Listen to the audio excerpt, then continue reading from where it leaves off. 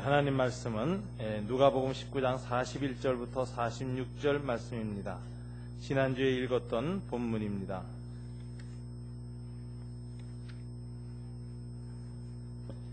(130쪽입니다) 신약성경 누가복음 19장 41절부터 44절까지입니다. 제가 읽겠습니다. 가까이 오사 성을 보시고 우시며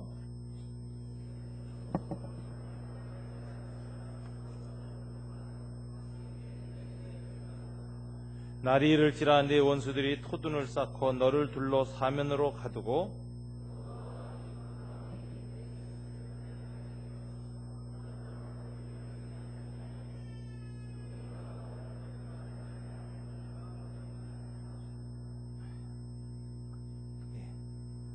다시 한번 기도하겠습니다. 하나님 감사합니다. 이 시간 주님 말씀을 받습니다.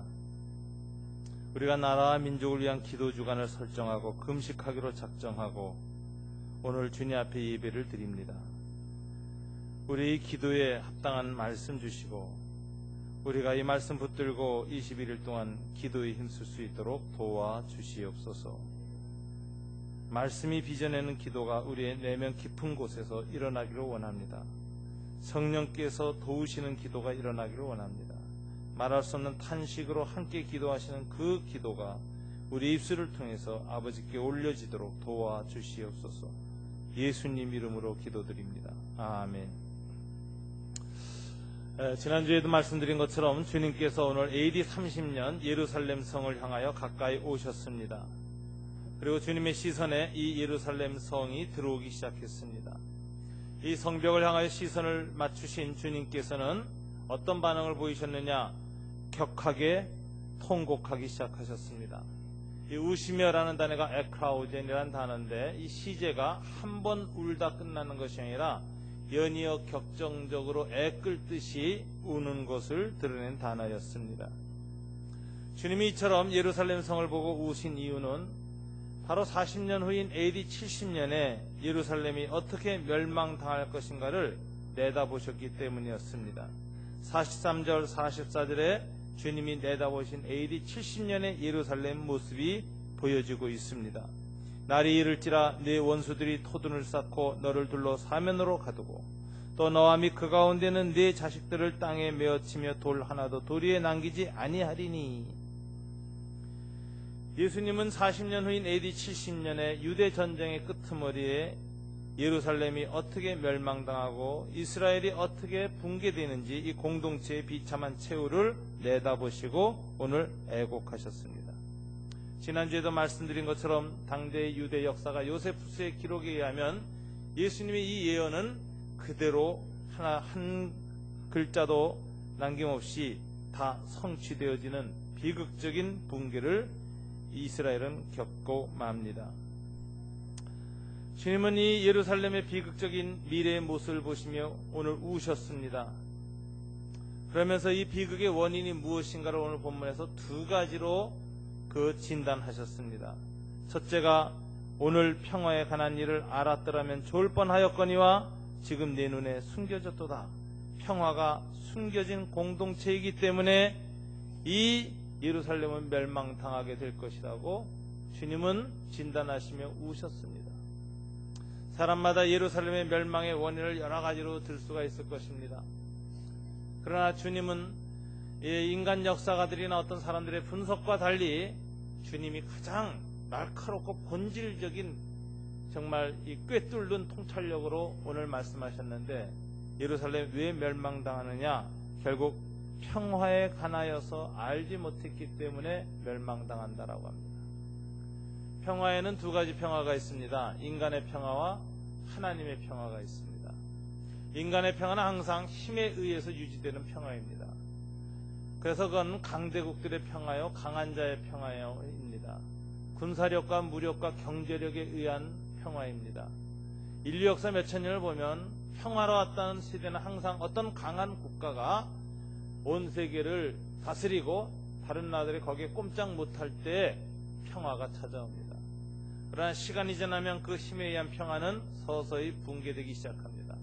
거기에 눌렸던 사람들이 저항을 시작합니다. 그리고 힘을 모으기 시작합니다. 대항하기 시작합니다. 그때 내전이 일어나고 혁명이 일어나고 그다음에 전쟁이 일어납니다. 그래서 그 힘을 가졌던 세력이 무너지고 새로운 힘을 가진 사람이 일어나서 그 모든 혼란스러운 전쟁 과정을 겪어내면서 다시 새로운 강자로 떠오르면 또다시 역사 속에는 잠시의 평화가 이루어집니다. 이런 평화가 로마의 평화입니다. 이런 평화가 제국의 평화입니다. 이런 평화가 힘에 의한 인간의 평화의 한계입니다. 역사는 이것이 수레바퀴처럼 되풀이됩니다. 그래서 인간의 평화에는 진정한 평화가 없습니다. 언젠가는 끝이 다하고 언젠가는 그 모순이 드러나고 그 죄악이 드러나고 그리고 그것이 무너지고 혼란을 겪고 전쟁과 갈등과 분열과 그 다음에 끔찍한 비극을 겪으면서 역사는 이 악의 수레바퀴, 악순환을 극복하지 못하는 것입니다. 이게 인간의 평화의 한계입니다. 이걸 주님은 아셨기 때문에 이스라엘이나 예루살렘 문제만이 아니라 인류 역사의 모든 문제, 가장 근원적인 문제, 이 평화의 문제, 이거 어떻게 해야 극복할 수 있는가를 아셨습니다. 힘으로 세우는 평화는 힘으로 무너진다는 걸 주님은 아셨기 때문에 힘이 아닌 평화, 정반대로 평화를 세우는 길을 가셨습니다. 그게 The Way to Jerusalem, 예루살렘으로 가는 길입니다. 그게 갈보리로 가는 길입니다. 그게 십자가로 가는 길입니다. 그것이 아버지께서 이루라고 하신 하늘의 영광, 땅에는 평화라고 하는 아기 예수님이 가야 했던 길이었습니다. 그것은 힘에 의한 평화가 아니라 사랑과 용서와 자비에 의한 평화였습니다. 주님은 그래서 힘이 없이 가장 무력한 방식으로 십자가에 매달리시고 못 박히시고 창에 찔리시고 가시 면류관 쓰셨고 피를 줄줄 흘리셨습니다. 무력하게 십자가에서 죽으셨습니다. 그러나 그 무력은 진정한 하나님의 평화의 유일한 길이었던 것입니다. 힘이 있어도 힘을 쓰지 않고 12영이 되는 천사를 동원할 수 있는 그런 하늘의 권세를 가지신 분이었지만 그 권세를 사용하지 않고 하나님 나라는 이 땅에와 같은 방식으로 오지 않는다고 말씀하시고 땅의 평화와는 다른 방식으로 오는 하늘의 평화를 이루시기 위해서 다른 방식으로 십자가에 매달리신 주님, 여기 바로 예수의 평화, 십자가의 평화, 하늘의 평화가 있는 것입니다. 이 평화를 당시 예루살렘 사람들이 몰랐습니다. 눈여겨보지 않았습니다. 그리고 무력해 보이는 예수를 잡아 죽였습니다. 그리고 그들은 계속해서 인간의 평화를 추구했습니다. AD 30년 예수님이 돌아가시고 나서 AD 70년 유대 전쟁이 멸망할 때까지 이스라엘의 그 예루살렘의 정치사를 이렇게 살펴보면은 변화가 있습니다. 이스라엘의 정권을 장악하게 되는 이 사내들인의 이 권력 구조가 점점 변하는데 예수님 돌아가실 당시는 사두개파, 친로마파가 다수였고 민족주의적인 야당 세력이었던 바리새파가 내지 중도파가 소수였습니다. 근데 점점 이 사두개파는 약화됐고요. 그 다음에 AD 50년 지나고 60년 넘어가서부터는 이 중도적인 바리새파가 다수당이 됩니다. 이들이 끌고 가는데 나중에는 70년 들었을 때 60년 말쪽에 가서는 점점 더 열심당이 권력을 장악하게 됩니다. 갈릴리 지방에서 로마에 대한 민족 해방의 기치를 내걸고 무력 봉기를 시작했던 이 열심당은 초기에는 테러리즘으로 맞섰지만 점점 그들의 힘이 강해지고 로마와 투쟁해야 된다고 하는 유대 민중의 호응이 있기 시작하자 점점 세력이 강성해져서 드디어 AD 68년에 예루살렘에 이 열심당 군대가 입성을 합니다. 들어와서는 사두개파 다 죽였습니다. 그 다음에 중간 회색 집단이었던 바리새파도 거의 다 죽였습니다. 그리고 정권을 장악했습니다. 그래놓고선 유대 민중의 지지를 받기 위해서 제일 먼저 시행했던 것은 68년에 그 예루살렘에 있던 공문서 중에서 채무 문서를 불태워버렸습니다. 빚을 다 없애버린 거예요. 그러니까 이 이스라엘의 가난한 사람들이 환호했습니다. 열심당 정권 너무 좋다. 환호했습니다. 우리 가난한 사람의 빚을 다 없애버렸다. 지지를 받았습니다. 문하햄이라는 사람이 바로 그 채무 문서를 불태워버렸는데 문제는 열심당 내부도 권력 장악을 위해서 권력 투쟁이 심각하게 진행됐다는 사실입니다. 시몬 가오라라는 사람이 이 문하엠을 암살해버렸습니다. 그리고 열신당 내부의 권력을 장악하고 나서 반발하는 세력을 억누르고 자기 지지를 더 확보하기 위해서 두 번째 조치를 했는데 뭐냐? 예루살렘 공문서 보관함 중에서 노비 문서를 태워버렸습니다. 그래서 노예들이 다 지지를 했습니다. 이렇게 해서 힘을 모아서 로마 저항하고 전면전을 벌이게 되어지는데 결과는 아무리 정당한 가치가 있고 유대 민족 해방이라는 이 정말 구호가 있었고 국민들의 지지가 있었지만 현실 세계에서 좀 더 성숙하고 현명하게 자기네들의 힘과 로마의 힘을 정말 바라보고 전면전으로만 가야 할 것인가 판단을 해야 될 테인데 열신당 지도자들은 그런 판단 능력이 없었습니다. 내부에서 끊임없이 권력 투쟁을 통해서 힘에 의해서 권력을 잡은 사람들인지라 힘으로 모든 것을 해결할 수 있다는 확신을 가져서 이들은 로마의 전면전을 택했고 결과는 2년 만에 전 유대민족의 멸절이라고 하는 비극적인 처참한 최후를 맞이한 것입니다. 이 당시 유대 팔레스타인에 있었던 지역에 있었던 유대인 인구가 약 80만 보고요. 디아스포라 유대인, 지중해 인근에 흩어졌던 유대인 인구가 200만으로 추산됩니다. 어떻게 그렇게 잘 아시느냐 그러는데 로마가요 세금 뜯어먹고 강제징용하기 위해서 인구조사 잘했습니다. 그 기록이 지금까지 남아있어요. 그래서 독일의 신학자 요아킴 예레미야스라는 사람이 쓴 예수시대 예루살렘이라는 아주 유명한 명저에 보면은 예수님 당시의 인구 분포와 직업 분포까지 포함해서 예루살렘의 사회, 정치, 경제, 문화적인 구조까지 거의 재현해 놓았습니다. 여러분 약 280만이 그 당시 전 세계에 있던 유대인의 숫자인데 유대 고사라는 책에 의하면 이 2년 동안의 유대 전쟁을 통해서 죽은 유대인의 숫자가 몇 만이냐 놀랍게도 100만이 죽습니다. 어떻게 100만이나 몰살당할 수 있느냐 하는데 유대인들은 자기 민족이 로마와 민족 독립을 위한 전쟁을 시작하니까 디아스포라 흩어진 유대인들이 다 전쟁에 참여했던 거예요. 그리고서는 예루살렘에서 멸절을 당했습니다. 100만이 죽었는데 노인 어린애뿐만 아니라 군인들 다 죽었고요. 그 다음에 어린 아이들까지 아주 비참하고 끔찍하게 돌에 메어쳐서 죽여서 처참한 대살육이 일어나면서 이스라엘은 붕괴되었습니다. 그 이유를 주님이 오늘 진단하시는데 열심당원들이 지혜가 부족해서다. 사두개파가 너무 욕심이 많았기 때문이다. 바리새파가 어중간했기 때문이다. 이런 식의 사회 정치적 분석을 하지 않습니다. 주님은 딱 하나입니다. 이건 영적이고 도덕적인 문제고 가치의 문제다. 누가 정권을 잡았던 예루살렘에 있었던 공동체가 지향했던 가치가 뭐였느냐? 힘이었다라는 거예요. 힘이었다. 근데 예수님은 그것을 지향하는 한 그것에 의해서 무너진다고 보십니다. 예루살렘이 추구해야 할 가치는 평화였다라고 말합니다. 너는 오늘 평화에 관한 일을 알았더라면 좋을 뻔하였거니와 지금 내 눈에 숨겨졌도다.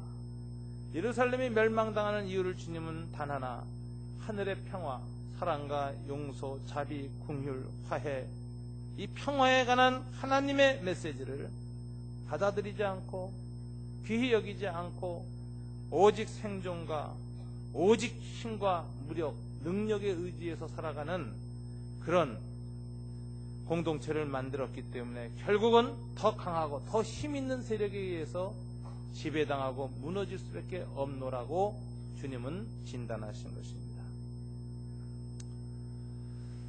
오늘 한국의 이 평화는 굉장히 위기에 있습니다. 우리가 해마다 다니엘 기도를 할 때마다 6월은 항상 위기의 달이었습니다. 아마 하나님이 그래서 이 다니엘 세례 기도를 우리 교회가 6월 달에 먼저 시작하게 하신 것 같습니다. 지금 다니엘 기도 책자를 만드는 분들이 있고 그걸 배포하는데 대부분 8월 달에들 기도를 해요. 근데 우리 교회는 한결같이 12년 전부터 6월 달에 기도해 오고 있습니다. 우리 민족이 서로 평화를 모르고 서로 증오와 힘에 의해서 살육을 한 6.25라고 하는 이 동족산전의 비극을 앞에 두고 이 달이 민족 화해의 달로 변하게 해달라고 그 상처에 서넘고 금식하며 기도했던 우리 교회의 기도를 통해서 지난 12년 동안 6월의 모든 위기들을 하나님이 응답해 주셨습니다. 참 신기하게 위기는 항상 6월 달에 왔습니다. 북핵 문제라든가 모든 문제가 6월 달에 왔는데 6월 달에 우리는 하나님 앞에 금식하며 기도함을 통하여 정말 한반도의 평화를 위한 이 땅의 기도에 선지자 혹은 선구자 역할을 우리 교회 공동체가 감당하고 있습니다. 이번에도 우리가 특별한 사명감을 가지고 한반도의 평화를 위해서 우리가 기도해야 할 것입니다. 지금 형편이 얼마나 어렵고 위기 상황인가, 제가 이 전문가들하고 이제 자주 만나요. 그래서 한반도 이 정세 분석을 하는 팀에 들어가서 같이 대화를 나누는데, 아주 전문적인 사람이 지난주에 제가 북경 가기 전에 수요일 날 만났는데 저한테 그런 얘기를 하더라고요. 자기가 정말 한 번도 해본 적이 없는 말을 오늘 아침에 했는데, 자기 아내한테 여보 이번에는 생활 필수품 좀 사둬야 될 것 같아 라고 말했다는 거예요.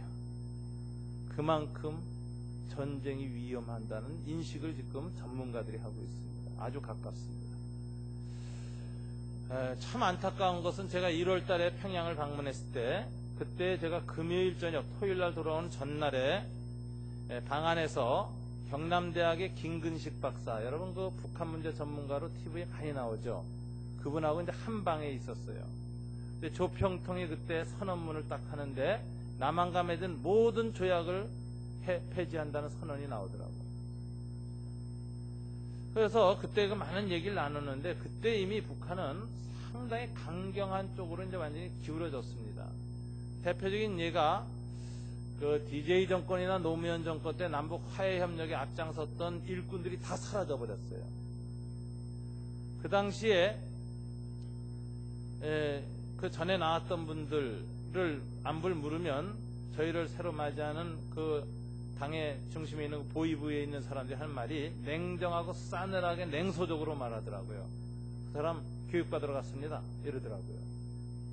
북한에서 교육받으러 갔다는 건 숙청당했다는 얘기입니다. 그 남쪽의 통일원 장관에 해당됐던 통전부의 부부장이었던 최승철 씨가 그 당시에 제가 물어봤더니 닭 공장에 있습니다 그러더라고요. 닭 키우는 쪽으로 좌천된 겁니다. 수용소로 간 거죠. 그러면서 농담 삼아서 농담 비슷하게 이렇게 얘기하다가 닭살이라도 먹을 수 있으니 다행이죠 이러더라고요. 그리고 이번에 사형당했던 소식을 듣습니다. 북쪽에는 아주 강경한 사람들이 배치됐습니다. 최근에 윤영관 장관이, 전에 초대 외무부 장관, 노무현 정권 외무부 장관 하던 분이 한반도 평화연구원의 연구원들하고 같이 백령도를 방문했습니다. 황해도 고사포 부대, 해안포 부대하고 바로 가깝게 눈으로 보이는, 다리를 놓으면 그 다리를 놓고 육지로 왕래할 수 있는 그런 거리에 서로 접대하고 있는데, 그곳에 있는 그 군인이 그런 이야기를 하더랍니다. 그 사령관이 이제 이렇게 브리핑을 해주는데, 저도 그 신문에서 봤어요. 김정일 그 국방위원장의 오른팔에 되는 군부의 가장 용맹하고 좀 강성이고 전쟁 잘하고 이런 전투적인 사람이 별 4시였는데 하나로 강등이 돼가지고 별 3시 돼가지고 그 해안부대 사령관으로 왔다는 거예요. 그래서 이게 강등이냐 전략적 재배치냐라고 얘기를 하는데, 그 군에서의 분석은 북한에서는 별 4신 사람이 강등당하면 전부 1등병으로 강등당한답니다. 여태까지 별 하나로 내려 강등된 사람이 없었대요. 그래서 자기네들이 분석하기에는 전략적 재배치다. 그래서 서해 교전에 준한 전쟁을 앞두고 가장 용맹하고 싸움 잘하는 사람을 전선에 배치시킨 것 아니냐.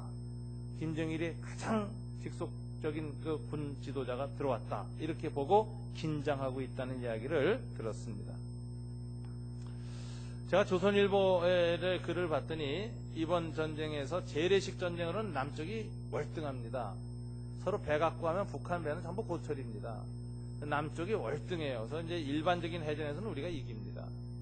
그런데 저쪽에서 그걸 극복하기 위해서 해안포, 고사포, 장거리포를 쏘거나 미사일을 쏠 경우 어떻게 우리가 반응할 것이냐 하는데, 조선일보에 나온 우리 군의 태세 보니까 적의 함포 사격하는 곳이나 방공포나 미사일 기지를 폭격하고 공격하겠다고 돼 있어요. 제가 가만히 보니까 만약 이번에 전쟁이 터진다면 이건 전에 터진 서해 교전하고는 비교할 수 없는 국지전이 터진다라고 하는 생각을 하게 됩니다. 전면전으로야 가지 않겠지만 국지전은 일어날 가능성이 많다. 저는 남과 북에 있는 모든 사람들이 이처럼 힘을 숭상하고 힘에 의한 평화를 추구하는 사람들로 가득 차다는 사실에서 굉장히 염려가 됩니다. 즉 남과 북 모두 강성 세력들이 이 정권을 잡고 전략을 짜고 있습니다. 책임은 북에 있습니다. 북은 먼저 자기 민족을 자유하기 위해서라는 변명을 붙여서 핵 개발을 했습니다. 핵실험을 하고 있습니다. 장장거리 미사일을 쏘아대고 있습니다. 힘에 의해서 자기를 지키겠다고 하는 힘에 의한 평화를 추구하는 전형적인 모습을 보이고 있습니다. 과연 북이 그렇게 핵을 중심으로 해서 힘의 무력시위라고 무력을 가지고 국제사회에 평화로운 한 일원으로 진입할 수 있느냐? 그 사람들은 이렇게 함으로써 미국과 대타협을 이루고 들어올 수 있다고 생각하는지 모르지만 여러분, 그 힘에 의한 평화를 추구하는 방식이 내부의 관성을 일으켜서 그게 습관화되어지면요, 주변 사회가 거기에 대해서 어느 순간에 진절널덜이가 나고 한계상에 부닥치면은 눈에는 눈, 이에는 이라는 상황이 오는 겁니다. 북이 계속해서 이런 방식으로 정말 국제 전략을 세워나갈 때 여기에 한계가 있다는 사실을 봐야 하는데, 문제는 그 북의 내부에 있는 사람들이 이 한계를 모른다거나 한계를 측정할 수 있는 능력을 상실한 힘에 의한 그 관성이 생겼다면 문제가 있는 거죠. 굉장히 위험한 상황에 지금 와 있다라는 생각을 하게 됩니다. 오늘 예수님께서는 예루살렘이 멸망당하는 원인을 탐하며 평화에 관한 일을 모르기 때문에 너희들은 전쟁을 하게 되고 전쟁의 결과는 항상 힘이 더 센 사람이 승리하고 이기는, 힘이 약한 사람이 처절하게 멸망당하는 이런 상황에 빠진다라고 진단을 하신 것입니다. 그러면서 주님이 멸망에 이르는 두 번째 이유를 조금 더 심화시켜서 설명하셨었는데 44절에 나옵니다. 이는 네가 보살핌 받는 날을 알지 못함을 인함이니라. 영적 무지, 알지 못함이 멸망의 원인이다라는 것입니다. 뭐를 알지 못하냐? 내가 보살핌 받는 날을 알지 못함을 인함이다. 이 보살핌을 받는 날, 권고하시는 날, 권고받는 날, 이 날들의 의미가 무슨 뜻입니까? 표준 세번역은 쉽게 이렇게 설명했습니다. 이것은 하나님께서 너를 구원하러 오신 때를 내가 알지 못하기 때문이다 라고 했습니다. 이 말은 바로 용서하시는 날입니다. 하나님의 용서를 배우지 못하는 공동체는 결국은 스스로 증오와 보복과 적대감 속에서 멸망한다라는 것을 가르쳐 주시는 것입니다. 하나님의 보살핌 돌아보심은 죄 많은 사람들을 용서하시고 자기 품에 끌어안는 날입니다. 십자가상에서 예수님을 통하여 우리의 모든 죄를 용서하시고 화해의 복음, 평화의 복음을 드러내시며 백성들과 사람들과 화평하시는 예수님, 이 하나님의 날, 이게 용서의 날입니다. 구원의 날입니다. 적대와 증오가 사라지는 날입니다.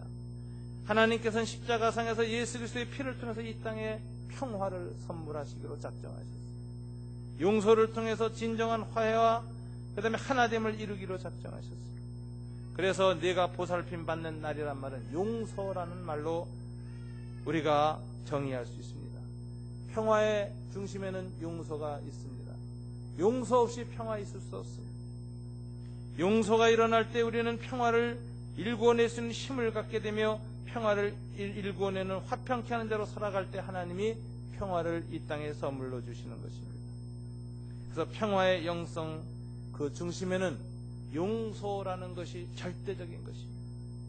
예수 그리스도께서 하늘의 평화를 이루시기 위해서 먼저 아버지 저들의 죄를 용서해 주옵소서라고 용서를 선포하셨기 때문에 평화가 시작됐습니다. 용서 없이 평화가 없습니다. 그러나 우리 민족의 내부 공동체는 지금 용서가 확대되고 있습니까? 증오가 확대되고 있습니까? 보복과 미움과 증오가 확대되어지는 상황 속에 우리 민족의 마음과 심령은 어두워져 가고 있습니다. 북에 있는 사람들, 남에 대한 증오와 분노가 아주 강하게 드러나고 있습니다. 남에 있는 사람들끼리도 서로에 대한 증오와 분노가 점점 강화되고 있습니다. 우리는 이런 우리의 역사적 현실 속에서 우리가 어떻게 해야 파멸을 막을 수 있는가? 그것은 단 하나입니다. 용서의 힘, 평화의 영으로만이 우리 민족의 파멸을 막을 수 있고 우리 내부의 에너지 소진을 막아낼 수 있고 이 국제사회의 위험한 어려운 상황을 극복할 수 있는 힘이 거기에서만 나온다는 사실을 예수님으로부터 배워야 합니다. 예수님이 이것을 2000년 전에 예루살렘에 알려주셨고 오늘 한반도 상황 속에 살아가는 우리 한국 그리스도인들에게 말하고 싶은 것입니다.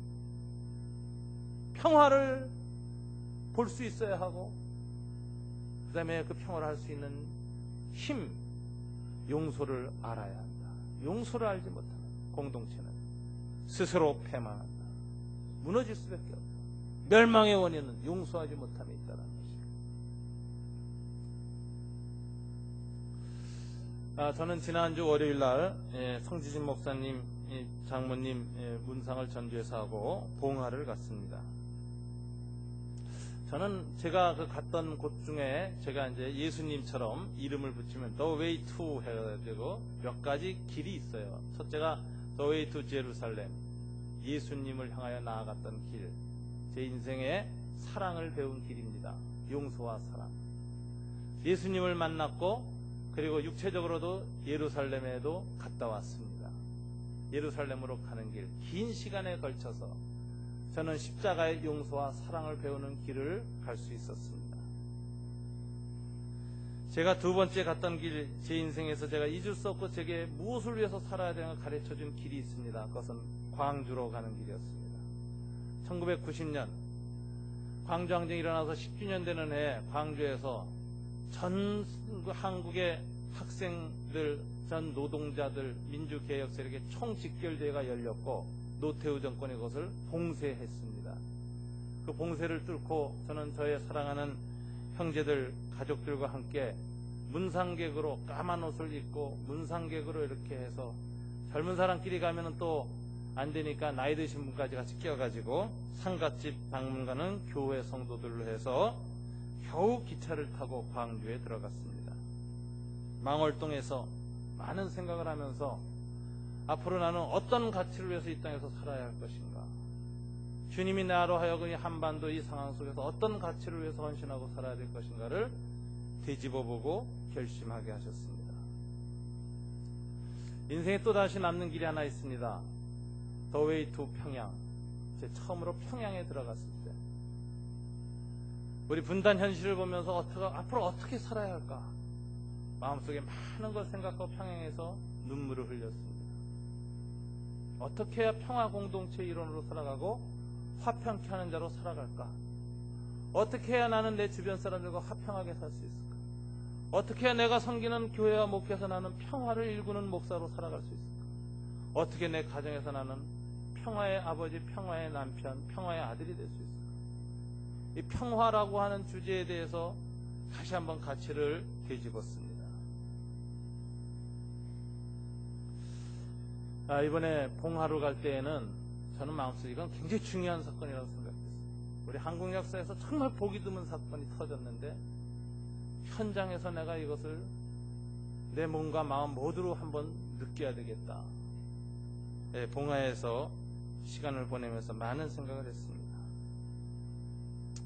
저는 봉화에서 딱 한 가지 결정한 것 같아요. 가치를 위한 삶을 살아야 되겠다. 노무현 대통령이 우리 사회에 던져준 화두가 있습니다. 가치입니다. 목숨을 버릇해라도 지켜야 된다고 외친 가치가 있습니다. 자유, 평화, 인권, 이런 가치입니다. 근데 많은 사람들이 가치에 대해서 기대했고 지지했고 그를 대통령으로 만들었지만 살면서 물가 오르지요. 부동산가 폭등하지요. 정책에 실패하죠. 그리고 자꾸 분열, 딴 사람들과 이렇게 분열을 논쟁을 하니까 지치기 시작하면서 마음이 떠났습니다. 저도 그런 과정을 거친 것 같아요. 그래서 노무현 대통령에 대해서 제가 그런 얘기를 그 대통령 후반기에 들어서 얘기했습니다. 저는 처음에 노무현 대통령에서 많이 기대했습니다. 그러나 요즘은 기도합니다. 비교적 저는 노무현 대통령에 대해서 좀 욕을 덜한 사람 중에 한 사람일 겁니다. 되도록이면 참고 안타까워하면서 견뎠습니다. 그렇지만 실망은 분명히 있었습니다. 그 주변 사람들의 한계, 그 정권의 한계, 국가 경영 능력의 한계, 이런 것 앞에서 얼마나 우리 백성이 그 가치만을 위해서 더 참아주겠느냐.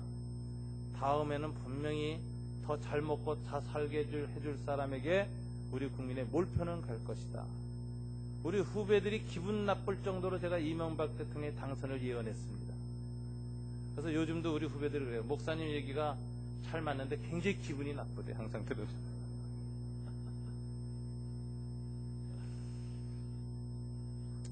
근데 이번 봉화에서 제 마음의 정도는 부끄럽다라는 생각이에요. 생존을 위해서 내가 가치를 내려놨었구나. 우리 국민이 먹고 사는 문제 때문에 영원히 지켜야 할 가치를 흐렸구나. 또 대통령이 돌아가신 다음에 많은 사람 우는 사람 보면 그거에 대한 회한과 부끄러움 속에서 우는 것 같아요. 저는 이번 장례식 거쳐서 우리 국민이 다시 한번 다 정신교육을 받았다고 생각합니다. 무엇을 위해서 살 것인가? 우리가 먹고 사는 문제만 위해서 살 것인가? 인간으로서 당연히 지켜야 할 가치를 위한 삶을 살 것인가? 말은 안 하자 모든 사람이 이제부터는 가치를 위해서 다시 살겠습니다. 라는 결심이 있었고 장례식과 함께 울려 퍼진 민중가요 중에 하나, 함께 가자 우리 길을 결심하며 눈물 흘리며 그 노래를 불렀다고 생각합니다. 저는 여기에 우리 국민의 희망이 있다고 생각해요. 회개할 줄 알고 먹고 살다 지쳐서 던져버린 가치를 다시 붙들고 그렇게 살아온 것을 부끄럽게 여기고 우는 국민이 있다는 것이 우리 민족의 희망이다. 우리 민족의 희망이 있습니다. 우리 민족은 회개할 줄 압니다. 돌이킬 줄 압니다. 다시 결심할 줄 아는 백성입니다. 이 민족은 희망이 있습니다. 그래서 저는 봉화에서 돌아오는 길에 울지 않았습니다. 마음이 가벼워졌습니다. 우리에겐 희망이 있다. 우는 사람이 있는 한 희망이 있다. 오늘 예수님이 예루살렘을 보고 우셨습니다. 우리도 울어야 합니다. 우는 백성에게 희망이 있기 때문에 그렇습니다. 평화를 모르고 힘을 숭상하는 자들이 지금 평화를 위협하고 있고 용서할 수 모르는 증오와 적대감이 꽉 찬 이 시대 속에서 울 수 있는 사람들이 있으면 희망이 있어요. 역사적 사회적 가치만을 위한 눈물이 아니라 예수님이 우리에게 영원히 지키라고 하는 가치, 사랑과 용서라고 하는 가치를 위해서 우는 사람들이 있는 한 소망이 있습니다. 21일 동안 우리는 울 수 있어야 합니다. 하나님의 평화를 위해서, 하나님의 용서와 사랑을 위해서 울어야 돼요. 우리 민족이 노무현 대통령 서거로 인해서 받은 충격과 안타까움을 정서적인 분노로만 표출하고 끝내서는 안 됩니다. 마음 깊이 새겨야 합니다. 다시 한번 가치를 위한 삶을 다시 결심해야 됩니다. 그리고 그 긴 과정에 지켜내고 긴 과정에서 치료할 대가를 다시 한번 결심해야 됩니다. 쉽고 편하게 살지 않겠다고 각오해야 됩니다. 그리고 이 가치를 우리 시대에 하나님의 은혜로 꼭 피워내겠다는 결심을 하는 것입니다. 여러분, 한 대통령이 던진 사회적 가치가 있습니다. 그러나 우리에겐 더 큰 가치가 있습니다. 예수님이 주신 가치입니다. 이건 세상 끝날까지 지켜야 할 가치입니다. 주님 오시는 날 완벽하게 꼽힐 가치입니다. 영원히 후회하지 않을 가치입니다. 그것은 평화와 용서입니다. 여기에 헌신하는 삶을 살아야 합니다. 저는 봉화로 돌아오면서 그런 생각을 했습니다. 내가 한국인으로서는 이분이 추구했던 이 개혁, 정의, 평화, 인권 이런 가치를 이루는 삶을 다시 살아야 될 것입니다. 그리고 하늘 백성으로서 그리스도인으로서 나는 하나님의 사랑과 하나님의 용서에 대해서 다시 그 길을 가야 한다. 가치를 확인하는 길을 걸었습니다. 여러분, 이것이 무너지는 걸 두려워해야 됩니다. 이것을 잃어버리고 이것이 숨겨진 것을 아파해야 됩니다. 이것을 알지 못한다는 걸 괴로워해야 됩니다. 그러기 위해서는 먼저 예수님처럼 그것을 일깨워주고 눈물을 흘리고 기도하는 사람들이 필요합니다. 21일 동안 금식하면서 기도하는 일에 동참하는 저와 여러분 되시길 주님 이름으로 축원합니다. 기도하겠습니다.